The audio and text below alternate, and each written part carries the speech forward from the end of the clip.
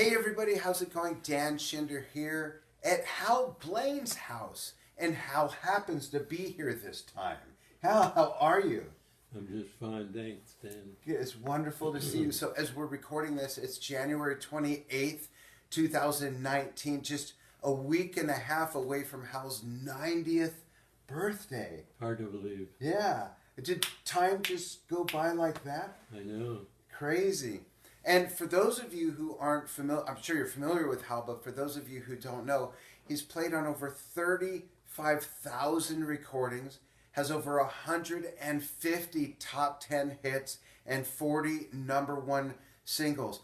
Hal, that's a lot of drumming, but when are you going to get off your butt and do something? I know, it's pretty funny because I was pointing out that on the wall, I got this gift from Herb Alpert. There are 8 records of the year that I drummed on 6 years in a row. Yeah. And then a couple more, and then so I've run out of room. Yeah, there's no wall space. Every left wall here. has a new. Yes, it's like a museum. It is. This is my president's wall. Yep. This is my NASA wall. The lieutenant commander in the center is one of the great astronauts, and he loves drums and he plays drums. Oh, that's great. So that's your connection to NASA. So he went to, he's the guy that was, what do they call it? Into space all the time. Oh, one of the astronauts, yeah. And he is an official astronaut. Wow. And he was flying the shuttle. Yeah, wow. And very nice guy, and I'm sure he's a good drummer. And he recently moved out here. He moved, I don't mean this desert, but he moved to California from Houston, where the space agency is, and where he's been for all this time. So it's very nice. I took him to the union, and he said a few words to the the guys in local union members, yeah. Local 47 at the time in Hollywood. They're now in Glendale. Yeah. And terrific guy, and they made him an honorary member of Local 47. Oh, that's great. Like a lot of little boys, I wanted to be an astronaut, but I only got as far as space cadet. Oh. That's it. Hal, I got a question for you.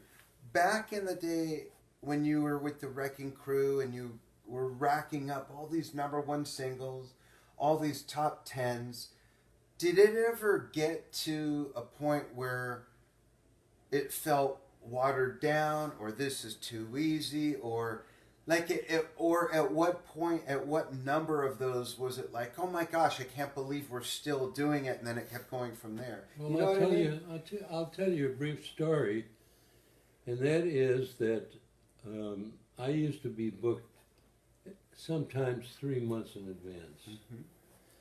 And so I had a secretary, private secretary, who owned the answering service for all the musicians. And she had my workbook, and she took care of all my stuff. Right. She's a very sweet lady, she's gone now. And so when it came to all this work, I mean, when I came to Hollywood, most of the musicians refused to play any rock and roll. That's garbage. Right. It'll be gone in 2 weeks, You'll forget what it is. Well, they didn't realize that, 60 years later, it's still going. Yeah. Anyway, so I'm trying to get to the main point of the question, and that is that one of the most important parts of my job, believe it or not, was being cordial to people. Easy for a drummer. I mean, it was so easy. And there was one particular time that changed a lot of the recording business. And that is, we were in the studio one day at Western 3. It's a very small studio where we used to do most of the Beach Boys work. And everybody worked there. Johnny Rivers and all the great artists artists worked there. But one day, I was set up because I had a drum tech. All I ever did was walk in, sit down, play. Right. I was sitting there for a minute looking over my equipment and looking over the parts and on the music stand. And one of the guys came in, who will be nameless, and he said, he walked over to where he was going to be sitting, and he looked at the music that was on the stand, and he said, same old shit every day, same old. And I didn't say anything, and he sat down, he was doing his stuff, so I said, could you come out for a second? I want to talk to you for a second, because I used to do a lot of the hiring. Oh. So I said, listen, do you like your new home? Your new cars?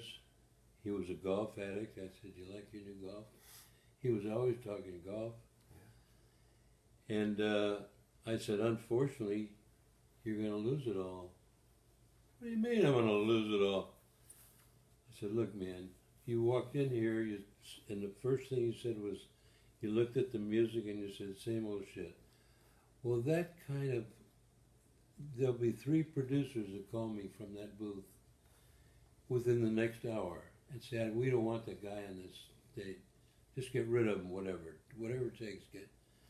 And so I say, you like your new home, you like your kids going to school, you like making the money you're making.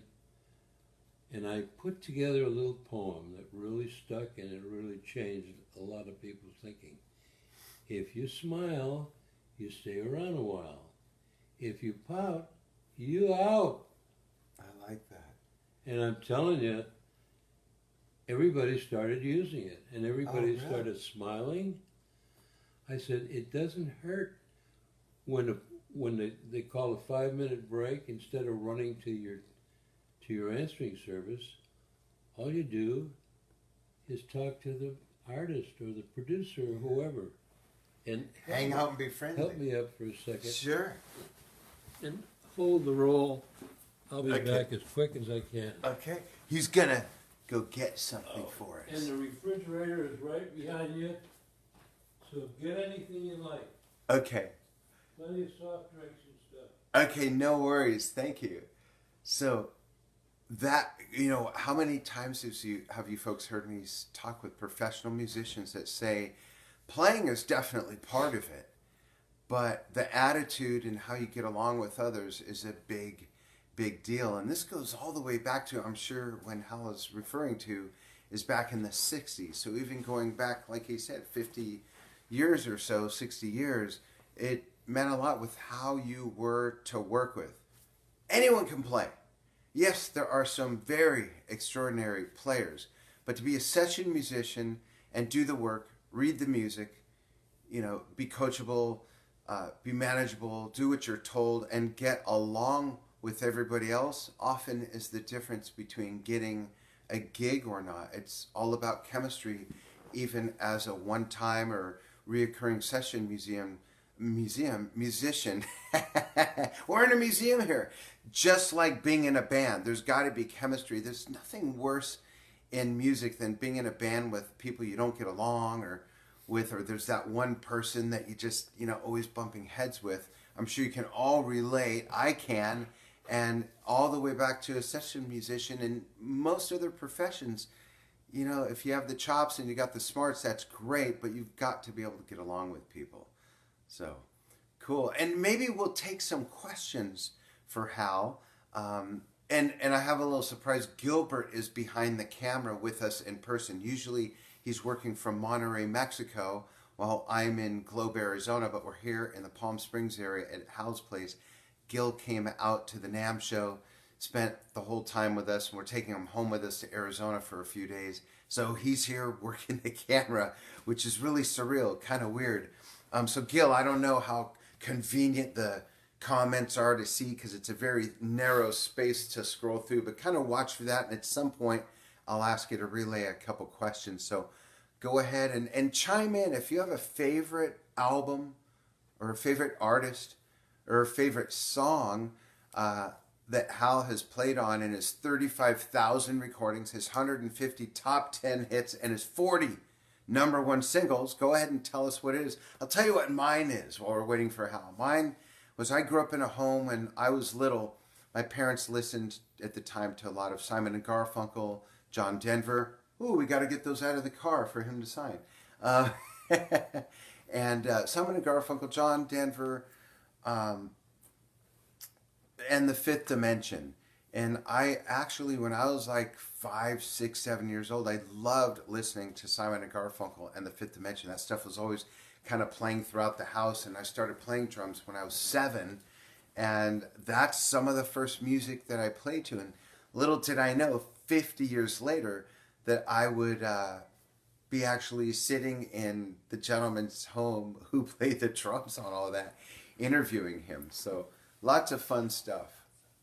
So Gilbert is going to take the camera and show you some of the things. I'll give you a little tour that Hal was talking about. This is President's Wall. So you can see some presidents that he's had the honor of meeting. And let's go look at the gift that he was talking about over there. So these are a few... These are a few of the big hits that he played on. He had this made, or rather, Herb Albert had this made. And you see a picture of Glenn Campbell there. Hal played on so much of Glenn's stuff, probably most of it, and they were very, very close friends. We lost Glenn not too long ago, of course. And then to your left, Gil, if you go over to the NASA wall that way, to your left. Thank you. These are some of the things that he got from the astronaut that he was referring to, who commanded the space shuttle and now kind of lives out this way, out in California. And spin that way. Thank you. Back to the couch. And so we'll just wait a moment for Hal, but I'd love to see people chime in and kind of put it how you had it if you can. Chime in and tell us some of your favorite work that Hal has played on. What was the song my mother used to... Up, up, and away in my beautiful balloon. What's cool about that song is that it's nice and poppy and jumpy, and then there's this bridge that even as a 6 or 7-year-old, I recognized that bridge was like so... It just rocks out for a moment there. And that's Hal Blaine playing the drums, which is really, really cool. So I'd like to know from our viewing audience whether you play drums, guitar, piano, keyboards, a horn, whatever it is. What's the most amount of recordings you've ever done? And I'm asking this to kind of put it in perspective of 35,000, not basement recordings or demos or garage band recordings. These are professional recordings that he got paid for that are out there in the ether and through the radio waves and still being played. And it's just an incredible body of music that also, relatively speaking, really didn't happen in the longest span of time, if you know what I mean. So how long would it take me to do 35,000 recordings? I don't have my calculator on, but I'm going to do something up here. So if we did 10 a week, that would be 3,650 a year. No, I'm sorry. That would be if that was 10 a day. It'd be 520 a year. So to get to 35,000 recordings, imagine how hard he worked and how often that was. And that's why it was called the Wrecking Crew, because it was just like plowing through stuff. And no time to learn anything. There were no rehearsals pretty much, if at all. It was all sheet music. And there again is the value of learning to read music. And I know a lot of people we've talked to, and this isn't wrong, but a lot of people we've talked to have gotten gigs on a few days' notice, a week's notice, 2 weeks' notice, and they make little cheat sheets that have their own language listening to music. But imagine if the music hasn't been recorded yet, and now you're being asked to come in on short notice, or it's your 9 to 5 job, and you go in and someone says, we're playing this, this, and this today, and we're going to record it, and you're seeing the music for the first time in most cases. So I used to be personally really good at sight reading, and I think like a lot of languages, when you don't use it a lot, you get a little bit rusty. I used to be able to write out charts as quickly as I could hear the music, and all that is gone. Most of it has evaporated. I can't write it out as quickly as I can hear it, but I think I can write it out faster than I can read music now, just because I haven't done it in so long. But for those of you that are doing session work, for those of you that want to do session work, you know, sharpen up on your reading, because that, again, ties into how easy are you to work with. Attitude's one thing, and being able to just throw some sheet music in front of you and have you dive right in and follow along and paint by numbers is really, really important. Are there any questions, Gil, or comments you want to relay? Well, there's one. Jeffrey May says, "Wow, Hal, what is the most fun you have ever had on stage? A specific show or band come to mind?" We'll ask Hal. I think Yeah. he did a lot more studio work than stage, though. Okay. Yeah. Excuse me, is the alarm on? Is the alarm on? Oh, my wife has to get something from the car. She'd know if the alarm was on. Hopefully it's not. off. It's off, okay, thank you. My wife is always setting alarms off, so that's why she asked. Well, the thing is, as soon Can we have as the the phone seat? rang, Yeah. and I knew it was the gate, Yeah. I shut the alarm off. Okay, great. It's kind of, you know, when you're living alone, thank goodness there's never a problem here. Yeah. But anyway, so are Yeah. we going to take two? Yeah, we'll keep going. We'll just keep going. I was telling them, we gave them a tour of your pictures. Oh, good. I talked about, you know, I emphasized what you were saying. We talked to a lot of artists who talk about, yeah, anyone can be a good musician if they learn how, but having an attitude often can make or break a gig, just like Very you were important. saying. Very Yeah. important. Do you remember a time when you were playing and actually I'll back up. So most people are familiar with the very versatile modular kit that you came up with, where you had sets of toms on rollers, right? Where you could just build whatever kit you needed just like that. Aside from your own creation like that, do you remember anything that was innovative for the time as far as drumming gear? Well, that particular set of drums that I built and handed to Ludwig, and they were thrilled. Yeah. Had 8 drums, Right. from high to low. Mm-hmm. And I got famous for doing those, you know, those kind of fills for a while. All the way down the octave. Yeah, Yeah. exactly, from high to low. And also, my attitude was, you know, I want to play music. I'm a drummer, and that's what I do. Right. I learned very early on that I was an accompanist, Mm-hmm. something that I learned from sound effects people. Oh, I worked interesting. I worked as an actor for a number of years, just off and on, little bits, silly stuff, nothing. Mm-hmm. But I learned so much from people like Yul Brynner and Oh, wow. a lot of the great actors that I worked with who became friends. You know, you get to know these people when you're on location for a long time. There's a million stories that way. But anyway, I learned that the most important thing for me was the fact that I used to, when I was going to Chicago, to the Drum Percussion Institute in Chicago, to Roy Knapp School of Percussion, I was going to school from 8 in the morning till 4 in the afternoon, Mm-hmm. and then I was working at a nightclub from 8 at night till 4 in the morning. Wow. They were all dancers. They were called strippers, and they stripped, but nothing completely nude. Mm-hmm. They were dedicated dancing women that studied ballet, etc., etc. And they were most of them were happily married with children and so forth. And it wasn't as exotic or negative. Right. It wasn't looked at as dirty. Exactly. Right. And was it like their side job while they were making money, while they were trying to get acting jobs and professional dancing jobs on Broadway or Vegas and stuff Well, like that? in Chicago, there really was no movie making at the time. Mm-hmm. It was too windy. The gals were just hard-working gals. but it was a routine. When the gals came out, they did a slow song, a medium fast song, and a fast song. And during each song, part of their wardrobe was eliminated.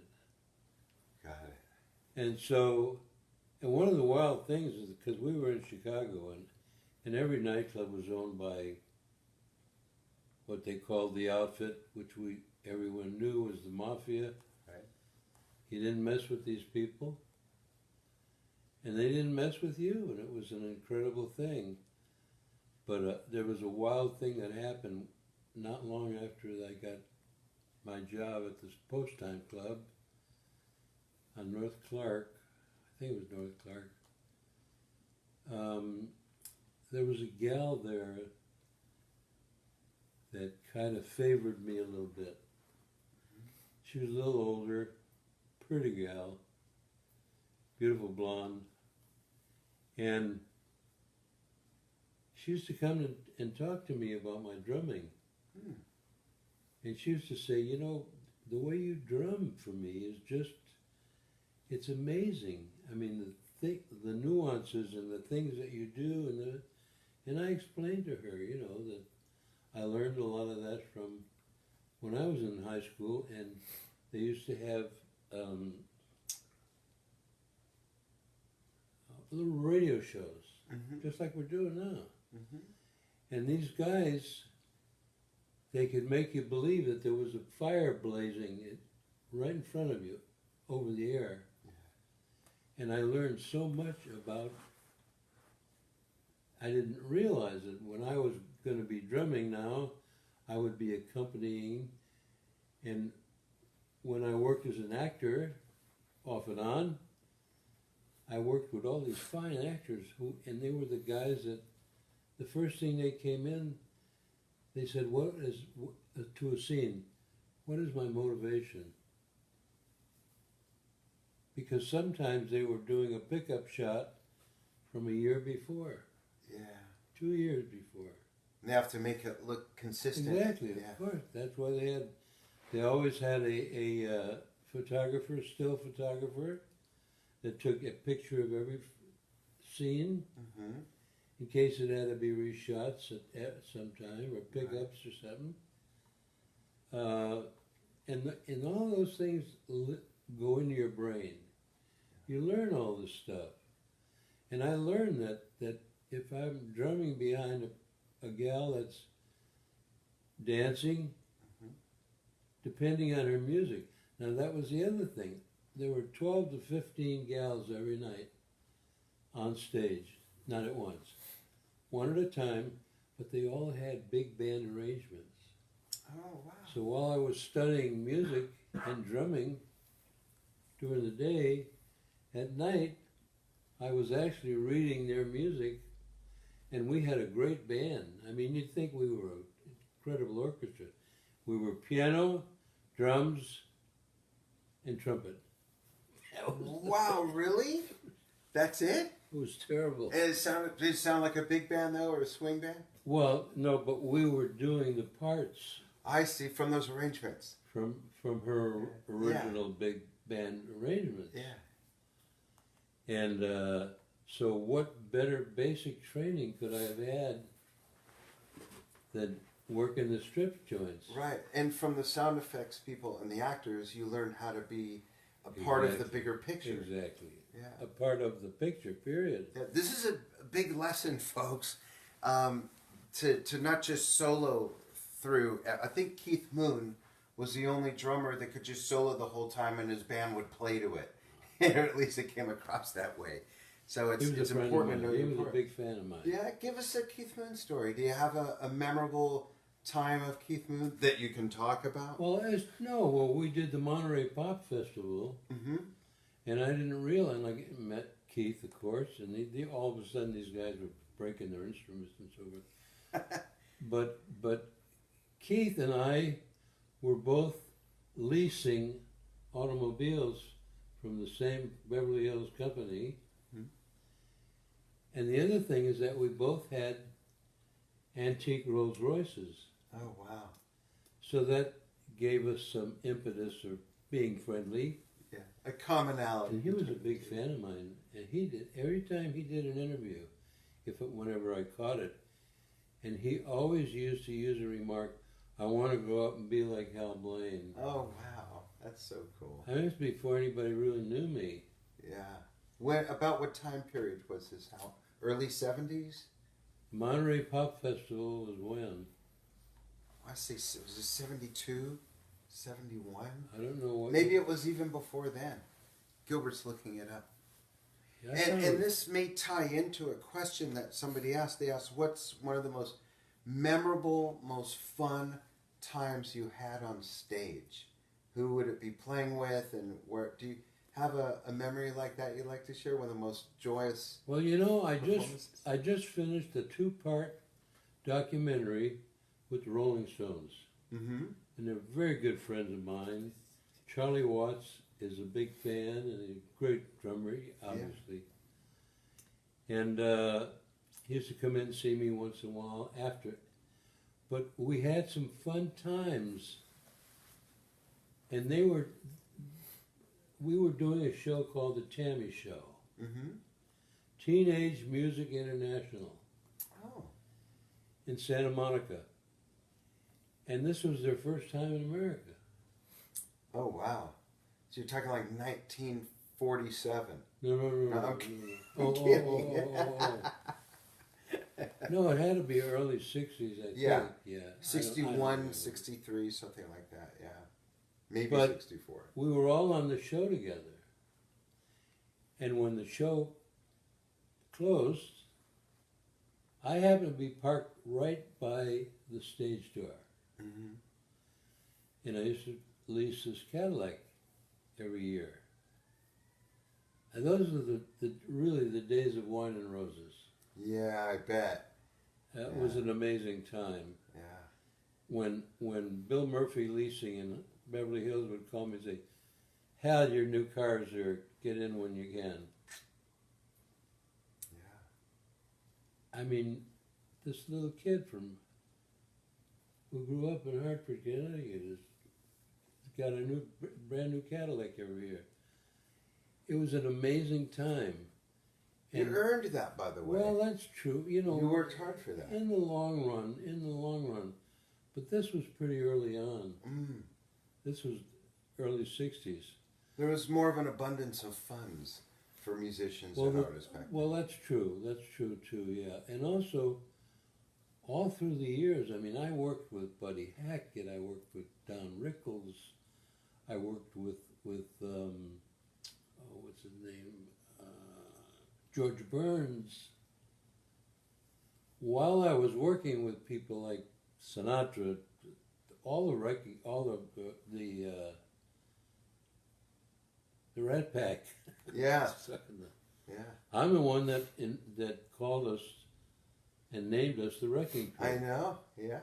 It was an amazing thing. It was a silly thing. But anyway, what happened was that we got so lucky. First we were doing demos. Mm-hmm. And this was the late 50s. Brand new genre, this rock and roll. What is this rock and roll? Well, to us it was just rhythm and blues, you know. Yeah. Yeah. Just a little more straightforward, right? Well, it depended on the song. It Yeah. depends on the era, etc., of the song. Because we could turn around and do Dixieland music from the 20s Mm-hmm. and think nothing of it. But that was all part of our resumes that we had in our, what we called our computers or our brains. Mm-hmm. Before we had computers, Yeah. we were lucky to have electric typewriters. Right. And a brain. Pardon? And a brain. And a brain. Exactly. Exactly. So, you know, it's this business. You don't know when you walk out this door, you don't know who might see you. Right. And there happened to be a big producer. I mean, all my neighbors, I bought a mansion in the Hollywood Hills. All my neighbors were producers, directors, actors, Mm-hmm. stars. it was an amazing time for this punk kid who dreamed of playing the drums, Yeah. but who knew that all of a sudden I would be doing all these records of the year and gold records. I had an office a little bit larger than this room. Mm-hmm. It was covered with gold records. Covered with gold records. And then, unfortunately, the big D happened, which I refer to as the big divorce. Yeah. And that just knocked the heck out of everything for just 10 minutes or so. Yeah. And but I still had my talent. They couldn't take that away from me. Sure. And I was also talented, I think, with cameras. I was doing a little bit of photographer with myself and the people I was working with, and I was luckily to get pictures of Frank Sinatra. I became Nancy Sinatra's drummer. Everything leads to something. Like I say, you never know when you walk out the door. Right. Somebody or something can happen. Right. So, and change your life. Yeah, which is why you always have to make a good impression. Well, first of all, the first thing that happened to me was I started working with this woman by the name of Patty Page. And Patty was just an adorable, wonderful Okie, sang beautifully, and she kept searching for the price of that doggy in the window. And I smiled through it all. I loved it. I mean, I grew up with pop, jazz music, a group of Buddy Rich and all those great guys. Yeah. And I know that I was fashioning all that stuff that went in my head came from all of these drummers before me. Right. And I know that today, even when I do interviews with wonderful people like yourself. Oh, thank you. I always come up with the fact that, and they'll talk about the latest record or whatever, and I try to explain that any record that I play and work on comes from all the drummers before me. That's great. And it's not just my English is terrible. It's not just a thought to be nice. It's the truth. Right. I'm telling the truth. Right. All this stuff compiled in through your ears. It's compiled all in the brain, computer. and comes out through here and Exactly. and here. Exactly. And if there's a little gal singing a quiet, nice little song, I don't have to be back there smashing and crashing. Using the octave of toms. Exactly. Right. I'm using perfect example, the Carpenters. Right. Listen to the drum fills on the Carpenters. That was right after I kind of designed that set of drums. They loved it. And Karen was a wonderful drummer. Yeah, I was going to ask you about that, how that fit. Like, what decided what you played on, what she'd on, or did you play on almost all of it and she played live? Or, if you don't mind me asking. No, she didn't play with us at all. Okay, in the studio. In the studio. Okay. She and Richard did the first couple of albums when Herb Alpert signed them on A&M. What happened was they were dropping them. A&M was dropping them. And so it's really unfortunate, but the mother was kind of the matriarch of these kids, the Carpenters. And they were just kids. Richard was a delightful pianist. He played great. Karen sang beautifully. Yeah. But the mother kept insisting, remember, Richard is the star. Really? Karen is only the drummer here. Wow. I'd say, well, sure, yeah, whatever. She was, she was what we refer to as the padrone or the balabosta. She was the boss of the Carpenters. Right. And God bless her, I know she's gone now, and the father was gone now. Karen is gone now. Richard is still trying, and he got himself hooked on some kind of a sleeping pill situation, which was not very good, and I know he's going through a lot of rehab, as they say. I'll show you a great example. When Herb Alpert decided they were dropping, A&M was dropping the Carpenters. Mm-hmm. They were too sugary, they were too sweet, they were just, something wasn't happening with them. And so, and I was there that day, and Herb said, I think her name was Agnes, Mrs. Carpenter. Agnes, before we actually dropped the kids, I would love to have my drummer, I was doing the Tijuana Brass, big hits. Yeah. My first record of the year, Taste of Honey. Oh, wow. And he said, Karen is a great drummer, but I would like to try my drummer on some song. And of course, she was livid. Mm-hmm. She said, I've seen every drummer on television, and Karen is as good as any of them. I didn't say a word. Oh, you were there, that's right. You mentioned you were there. Herb was being as pleasant as possible and sugary. And he said, we have nothing against Karen. She's a wonderful drummer. But she doesn't have what we refer to as the studio chops. Mm-hmm. That's the way it was. And so she finally relented and said, okay. And we did, I think we did the record, We've Only Just Begun. Oh, Number one, boom, crash, bang. It still didn't shut the woman up, unfortunately. Really? She felt it was a fluke, it was the song. And the irony is all this time she insisted Richard was the star. Oh, no question. You know? No question. And so one of the other thing that happened was that, which I have to take credit for, not in a bad way, but part of my existence working on a record is to get a hit record. If I find that something is wrong or it doesn't feel right, we should do it another way or try something else. Sure. And so when Karen first started singing, We've Only Just Begun, she could hardly make the song.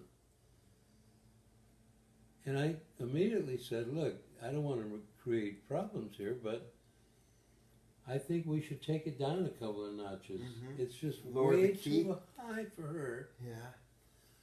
No, they said, no, this is where we rehearse it, and this is how we like to do it. And I said, well, you know, you're the stars of this thing.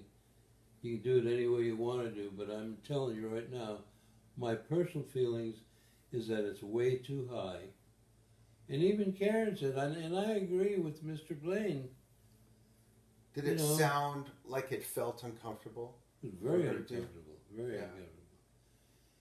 And so all of a sudden, they brought it down a couple, 3 keys, and there was the voice of Karen Carpenter that we all fell in love with. Yeah. And all of a sudden, there it was. And all of a sudden, there was number 1, number 2, number 3. We were doing all these records, and every one of them was a smash. Karen, in fact, wanted a set of my drums built for them so she could do those kind of fills, Yeah. Fills. And we did.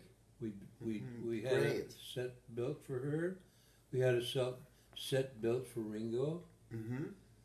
When I was working with George Harrison, he loved those drums. He took a lot of pictures of him at my drums. Yeah. Hal Blaine, by the way, played on 4 Beatles album. Let It Be, The What?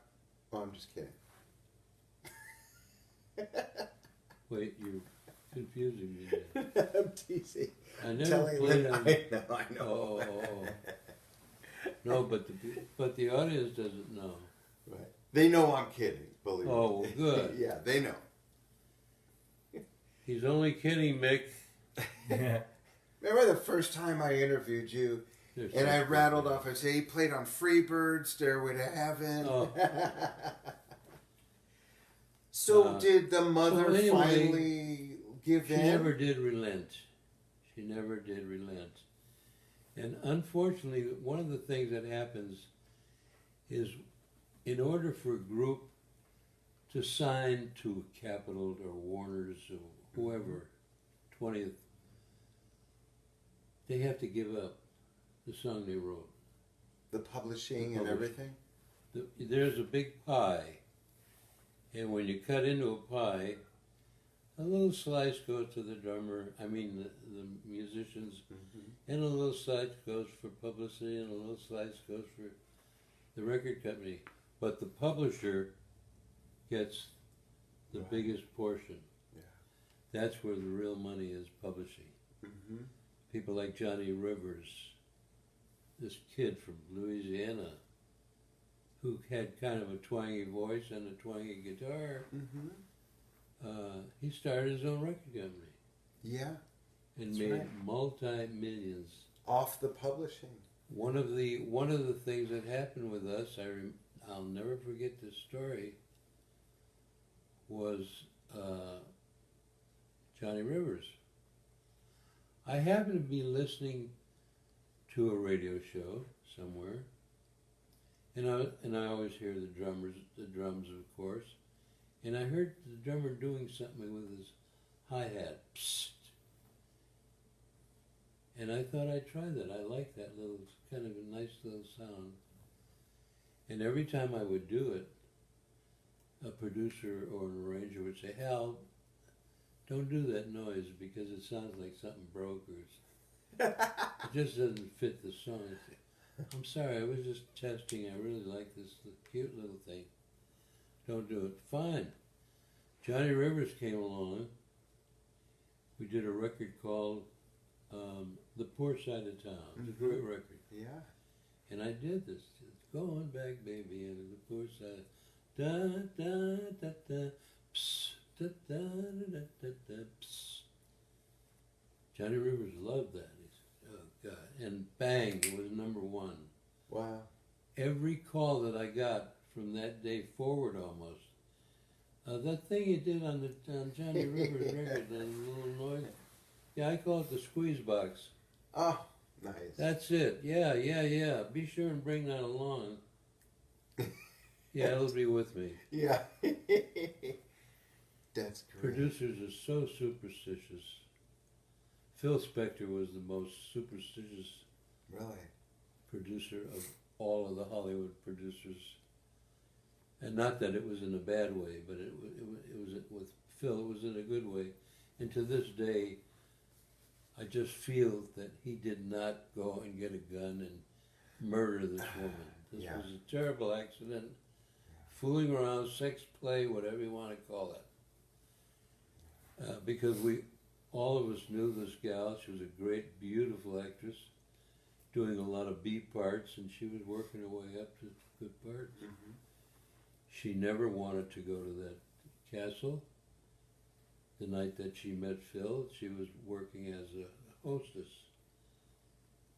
at the club we used to work on Sunset. God, I can't think of There's so many. this great club. We did so many great things there. Yeah. Anyway, The Rainbow? no, not The the Whiskey? Rainbow, not the Rainbow. It wasn't the Whiskey. The Roxy Theater? Not the Roxy. We worked all those places. Yeah. Troubadour? No, I never did work at Troubadour, oddly enough. It was a really heavy-duty folk type place. Right. My parents used to go there when it was like that. Of course. And then in the late 70s and into the mid 80s, I played there playing rock and progressive Oh, rock. sure, Yeah. sure. Trying to think of some of the others that were there. This place was right on Sunset. It was very famous with rock and roll. Chime in if you folks know which one it was. So it wasn't the Roxy, the Whiskey, or the Rainbow. Not Madame Wong's wasn't No. there yet, I don't No. think. No, And it wasn't the Troubadour. no. You're right next to it. Yeah. What was next to the True God, we've done some amazing shows there with Nancy Sinatra and some great fundraisers. Yeah. I got to work with one of my favorite comedians, and I just lost his name. Passed away.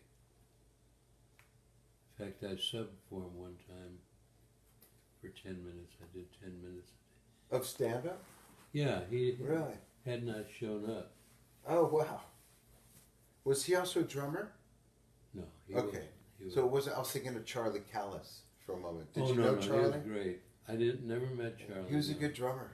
Yeah, no, I was a big fan of Charlie Yeah. Callis.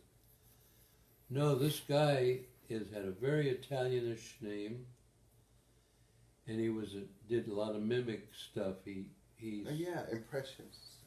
sounded like a lot of stuff. I have it written down somewhere. Let me ask you this. Do you remember your first professional paid session gig?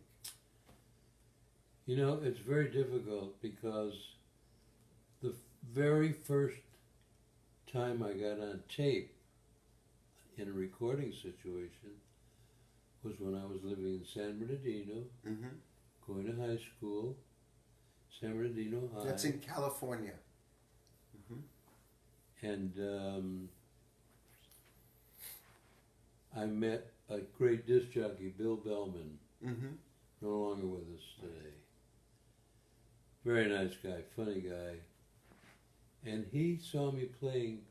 I used to work at an after-hours club. Mm-hmm. And he saw me playing there one time, and he asked me if I would help him make a record sometime. He was a songwriter.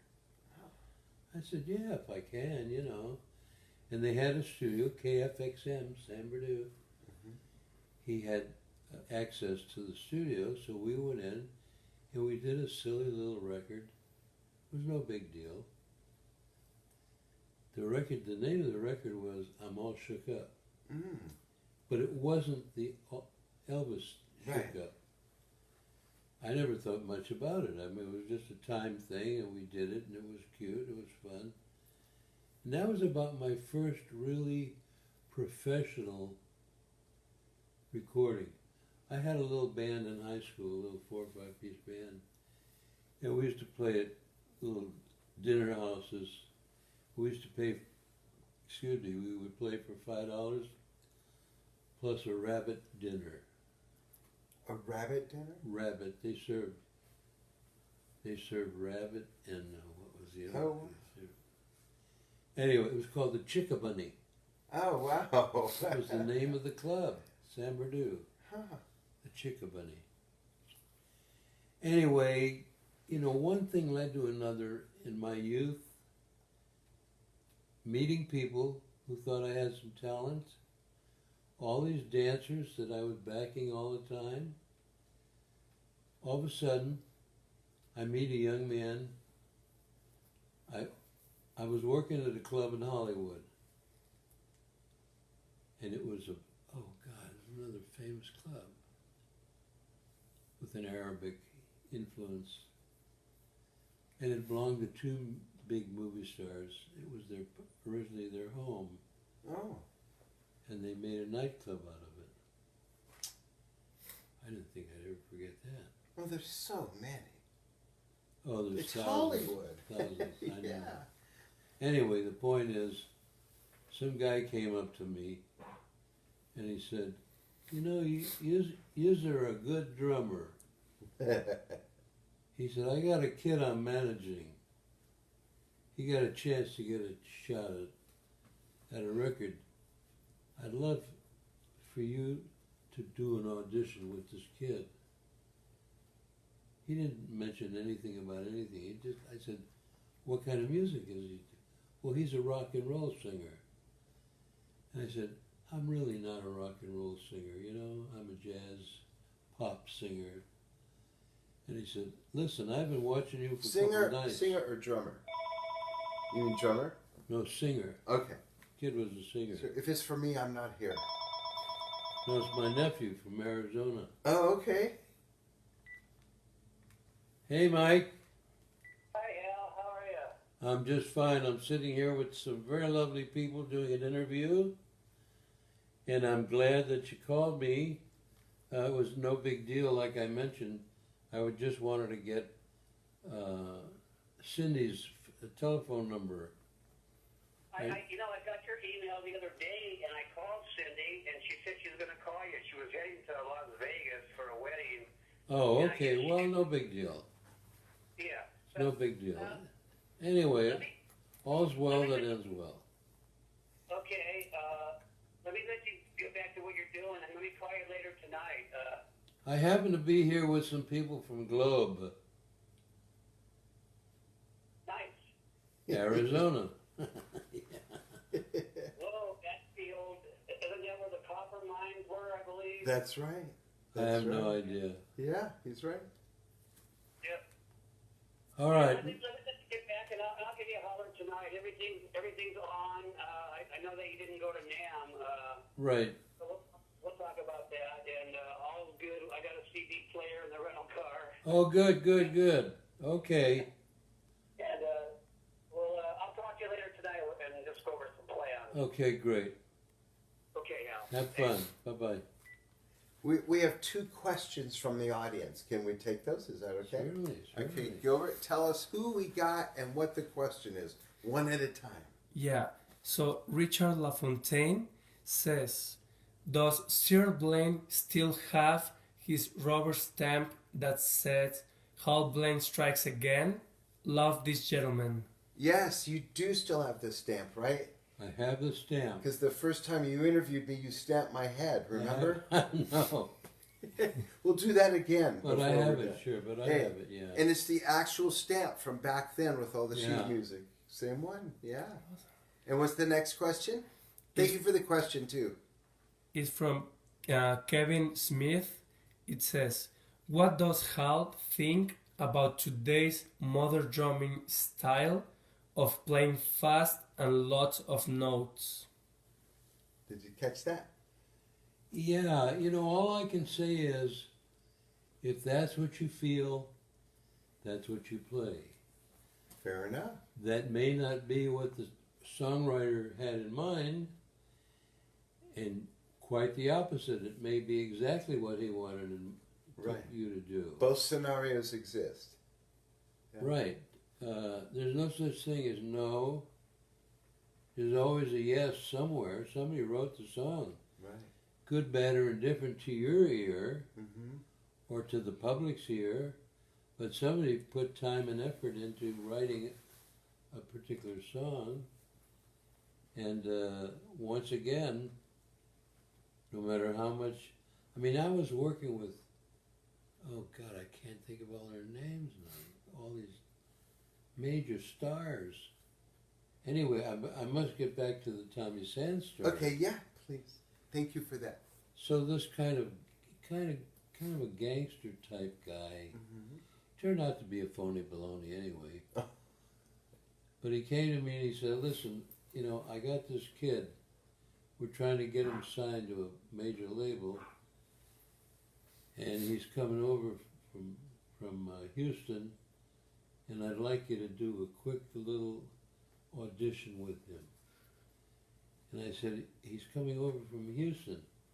What kind of music is he doing? Well, he's a country singer, but I said, I really don't, country is not really my thing. Mm-hmm. He said, look, I've been watching you for a couple of nights here at not the Oasis Club. God, I can't think of the name of the club. And he said, I know you fit perfect. They're just a couple of simple little songs that the kid wrote. And some people are going to be listening to him, and I want him to have a good drum beat behind him. Mm-hmm. And I said, it's really not my thing. He said, I'll pay you $75. And I said, tell me what time and I'll be there. And what year was this, Hal? Just to give $75 some context for everyone watching. I was probably earning $100 a week. So this was a big gig. Working 6 nights, Yeah. 6 nights, 7 nights. Big gig then. Yeah. And it was at a hotel on Vine Street, South Vine. It was kind of a famous hotel. A lot of famous people lived there. And it turned out that this kid was actually managed by Tom Parker, Mm-hmm. Colonel Tom.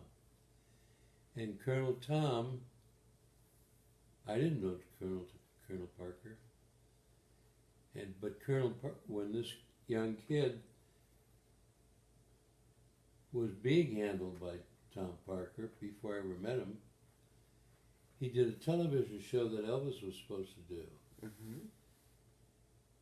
And he was so good on it, Elvis was in the service. Mm-hmm. And this kid, whose name was Tommy Sands, was a great, gorgeous kid. He was just beautiful. And I went in, started playing we did this audition. Turned out that his father was one of my piano teachers. Really? In Chicago, yeah. Wow. Wonderful things that could happen to you along the way. Yeah. His name was Ben Sanchek, his father. Ah. So he Americanized his name to Sands. So Tommy was Tommy Sanchek, but he turned his name around as Yeah. Tommy Sands. Yeah. And we did a couple mediocre hits. I couldn't even tell you the titles right now. If I heard them, I would remember, I'm sure. But Tommy, we just hit it right off. Mm-hmm. And he said, he said, if I get this thing, at Capitol, I didn't even know it was Capitol Records. He said, if I get this thing at Capitol, I want you to record with me. And I said, of course, wonderful. And that's when I first was introduced to Capitol Records. Mm-hmm. I was invited to their grand opening, Capitol Oh, Records, wow. the tower. I still have a little travel alarm clock that they gave me. Oh, wow. You still have it? I still have it somewhere. I'm sure my daughter has put it somewhere. I just don't know. Yeah. They made a wreck of this place for the moment. Kids. Exactly. So anyway, Tommy Sands was signed by Capitol. Well, all of a sudden, he got a manager who happened to be the real manager. Mm-hmm. Was Colonel Tom Parker. Mm-hmm. That's when I met Colonel Tom. That's why when Elvis got out of the Army, Colonel Tom put me with Elvis. That's when I joined Elvis Presley. Right. So everything leads to something. You never know what things are going to happen. Again, and why you always have to have a good attitude. Absolutely. Otherwise, you Oh, might, God. those meetings of people may not amount to anything if they don't want to work with you. Absolutely. I mean, you took the words right out of my mouth. When you worked with Elvis, was Bobby Morris the band leader? Bobby Morris, the drummer, I know was his band leader for a while. But maybe that was later, because he was with him for 10 years at the Hilton. So this was probably long before that. It's kind of a long story. Because Bobby was a friend of mine, still is. I just did a thing with him, some interviews we did together. But, like you said, when he went into the Hilton, I think it was the Hilton. Yeah, in Vegas, yeah. I was supposed to be doing that. Oh. Because Elvis used to come by. I was with Nancy Sinatra at Caesars. Right. There's a picture of me on the wall somewhere at Caesars with my name on the marquee. That was done from Nancy Sinatra. But Elvis used to come. He was a fan of mine. He knew my background. He just out of the service. I got to meet all those guys, Red West, Joe, his road manager, Joe. I just lost. I can't believe that. I can't believe these things. Can't remember these names now. Anyway, that's the way it was. you meet somebody, one door closes and another door opens. Right. It's sometimes a lot wider So, too. yeah, you Yeah. just never really know. Yeah. When I was working with Tommy Sands, we played all over the country. We played Australia. We played New Zealand. We played everywhere. And at one point, we were working at the Waldorf in New York, Mm-hmm. and there was a great band playing in the Starlight Room, I think it was called. One of the thrills of my life was the Count Basie band. Oh, wow. Amazing band. Yeah. And Sonny Payne was the drummer. Oh, what an awesome and drummer. Sonny and I Yeah. became such good friends. He was a sweetheart. Yeah. And Sonny was a great horseman. Oh, really? Yeah, I never knew this. Yeah, I never heard that. Most people didn't know Yeah. that. But Sonny used to head for the big park in New York, Central Park. Mm-hmm. He used to rent horses all the time. Wow. And he would ride with various people. And he fell in love with some chick who was riding all the time. Mm-hmm. She happened to be the girlfriend of the top mafioso Oh, in really? New York City. They put a contract out on him. wow. They were going to kill him. Bill Basie came to me and explained what happened. And he said, I need you for the band. And I said, as long as I'm here, I'll be here as long as you want me, as long as I can. Mm-hmm. He said, I want you for my band, period. Oh. I'll give you $100 a week. I said, Bill, I'm making almost $400 a week now. But I was making about $350, $375 a week, which was pretty darn good money, Yeah. you know. Yeah. And he said, I'll tell you what, Hal, I give you $100 a quarter, I'll make you manager of the band. Ooh, and get a piece of that? Or is it just a title? But we became great friends. Oh, great. Bill Basie and I. Yeah. That goes into another story somewhere else. Anyway, Sonny had to leave town. Oh, There was really? no question about I that. never knew this about him. So for the last 2 weeks, I was with the Basie band, and then I stayed on for maybe another week or two Mm-hmm. until they got another drummer, because I was on the road with Tommy Sands. Yeah. It's just these things that happen. You never know. As Right. I said, one door opens, one door closes. Yeah. So all the time I was putting feathers in my cap, working with various people.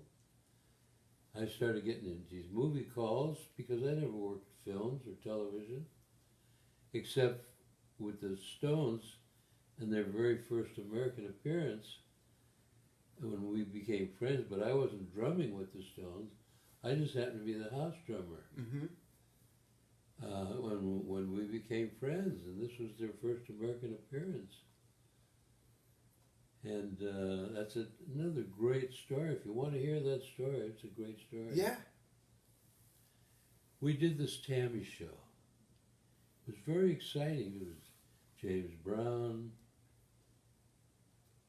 I don't remember, it was Nat Cole. There were a number of great artists on this show. Mm-hmm. Teenage Music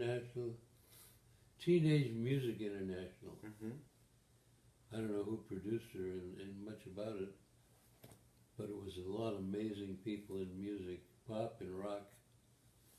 And it was also the very beginnings of rock and roll. And we did it at the Santa Monica Civic Center, I think it was. Yeah, Santa Monica Civic Auditorium. Well, whatever it Yeah. was. Still there. And so we did the show. It was a great show. You couldn't get into the place, it was packed.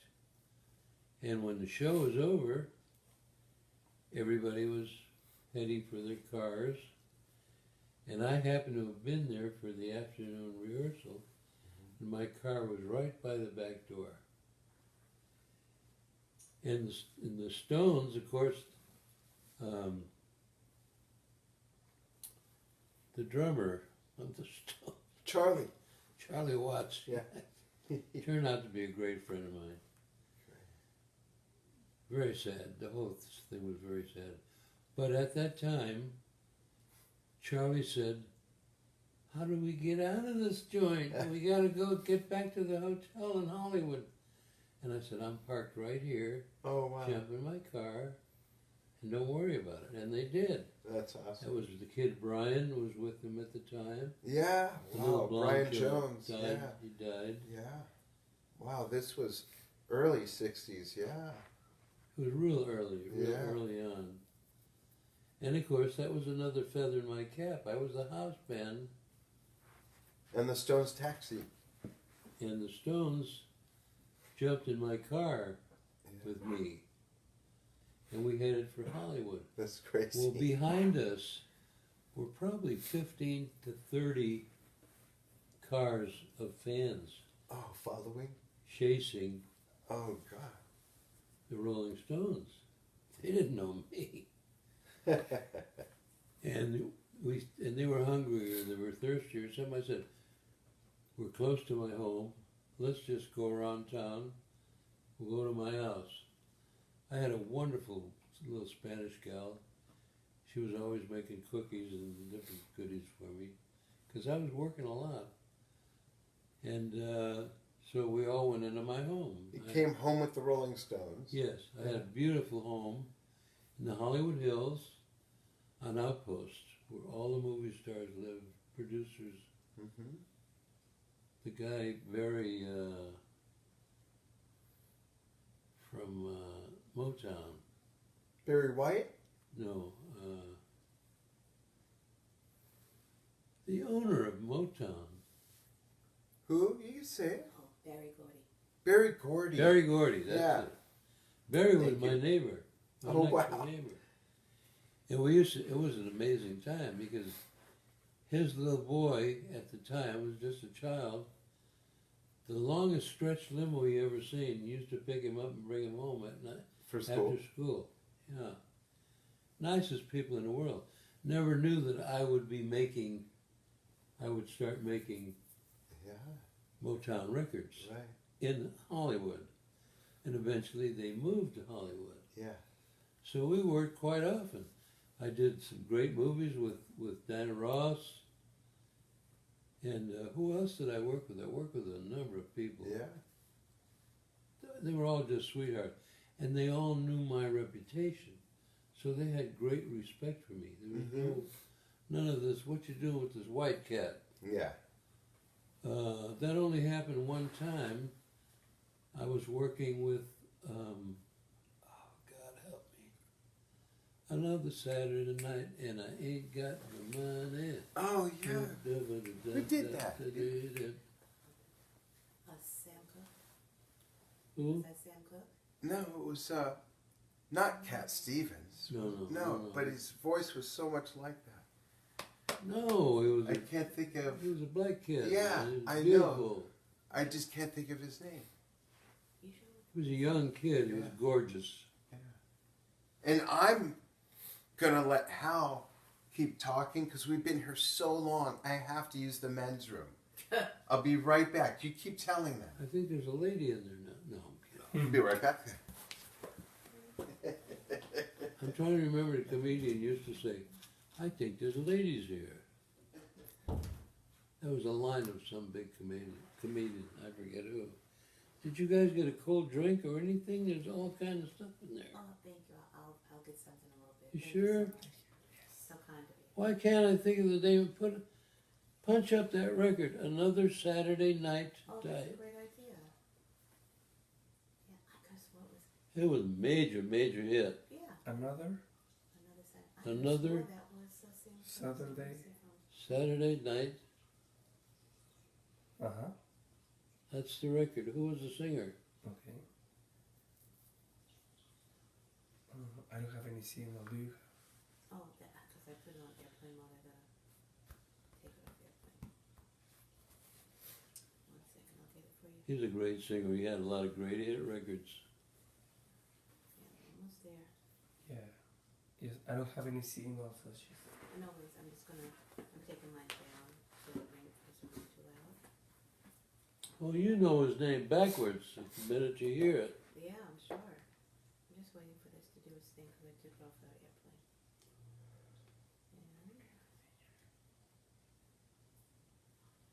And He was gorgeous. The chicks chased this kid. almost there. There it is. And I was right. Sam Cooke. Sam Cooke. Sam Cooke, Yeah. of course. And I live on Cook Street. It's even funnier. Ta-da! So again, I was right. It was You were right. Who? Sam Cooke. Sam Cooke. Yeah. Sam Cooke. So we're still rolling. We're still rolling. We're I had live. No idea. That's all right. I usually don't either. So getting back to what happened was that Yeah. I was working with a gentleman out here by the name of H.B. Barnum. Oh, wow. He was super arranger, great arranger. Yeah. Black kid, lived up in the Hollywood Hills, not far from me, and he was on, it's on the main drag, Woodland, I forget. Woodland Drive in the Hollywood Hills, no? I don't know what the hell, I just lost it. Anyway, HB hired me. He had heard me with a band. We were at the California Club, I remember. And HB hired me to do the Sam Cooke thing. Mm-hmm. And when we walked in, because it was all black dudes, and I was the one whitey. Uh-huh. And they were, all these guys are going, see, there used to be two unions Right. in L.A., a black union and a white union. Yeah. That's how far back this goes. Yeah. When that was somewhat acceptable. And then they merged. Yeah. And I remember that HB was standing by me, which had some music in his hand, and somebody came up to HB and said, "What's the white dude doing in the drum chair?" You know, because it was usually Earl Palmer. I can't think of some of those guys. There were some great drummers really laying it down. Anyway, HB said, "You better listen to this white cat, because this is where it's going to be." Oh, wow. He knew. He saw. And we did another Saturday night, and it was a major smash. And of course, unfortunately, the story of Sam, Yeah. he got murdered. Right. Yeah. Picked up some chick, took her to a motel. Mm-hmm. She was a hooker, I guess. Took her to a motel. He jumped in the shower. When he came out of the shower, she was gone with his wallet and his rings and watches, whatever. And he threw some clothes on and ran to it's 4 o'clock in the morning. He ran out to the parking lot to see if the car's there, and it was. And then he ran to the office, and he was pounding on the door, and it was an old woman that worked in there. And she thought it was a robbery, and she got a gun and killed him. Yeah. What a weird chain of events. Right? Yeah. How terrible. Yeah. Anyway, that's life and that's death. Yeah. Well, let's end with one last high note question, okay? Okay. Back when you were working so hard, so much with the Wrecking Crew, and it was all about music, I'm sure you didn't have that much time for But much it more. wasn't only the Wrecking Crew. That's I the- realize that. Yeah, there was Oh. all these, but aside from music at that time, Sure. what did you like to do when you weren't playing music? Did you have any hobbies? You know, I had a swimming pool built. I really enjoyed the swimming pool. Yeah. Because I had a big lot in the Hollywood Hills. I had 30-something rooms, a home, Wow. Spanish Mediterranean. It's gorgeous. I was happily married for 10 minutes. Mhm. And it was a shame. I married a gal from Louisiana, from New Orleans. And she was just a pretty young gal, and I was a pretty young guy Yeah. myself. And it turned out that this I adopted a baby girl because she couldn't have children. And then she committed suicide. So here I was with a 3-year-old daughter that I adopted, got the best adoption attorney you could find. And that's what, I mean, everything led to something. And then this gal committed suicide. And so all these women in Hollywood were coming. They all wanted to live in a big house. Right. They all wanted to drive a Rolls Royce. Well, they all want a drummer too. Let's face it. I mean, come on, let's keep it real. No, by keeping it real, these were gold diggers. Yeah. Dean Martin was right. I got a great picture of Dean and a great award from him in the other room. I'll show you. Dean Martin was one of the sweethearts, of the funniest guys I've ever known in my life. And his daughter, Dina, was here recently, and we did a nice interview. She's doing a documentary on her dad. Oh, great. And Dean was one of the great guys. I was doing Jerry Lewis's records. I was doing Jerry Lewis's kid, Gary Lewis. I mean, I was literally doing everybody in Hollywood. And people were coming from all over the world. I was working with French artists. Alain Delon, I think that was his name. Alain Delon. I've talked to some drummers, French drummers, who are friends of mine, and said, "You worked with Alain?" "No." "Yeah." I worked with Petula Clark, sweetheart of sweethearts. I did some great records with her. The great records that, what's his name, wrote, the actor and producer. Oh, God. He owned the studios that Herb Alpert purchased in Hollywood. Not Harold. God, I can't believe I can't remember names. Of course, I haven't had breakfast either. Well, there you go. But anyway, one thing led to 2, led to 4, led to 8, led to, I'm just approaching 6,000th song. Crazy.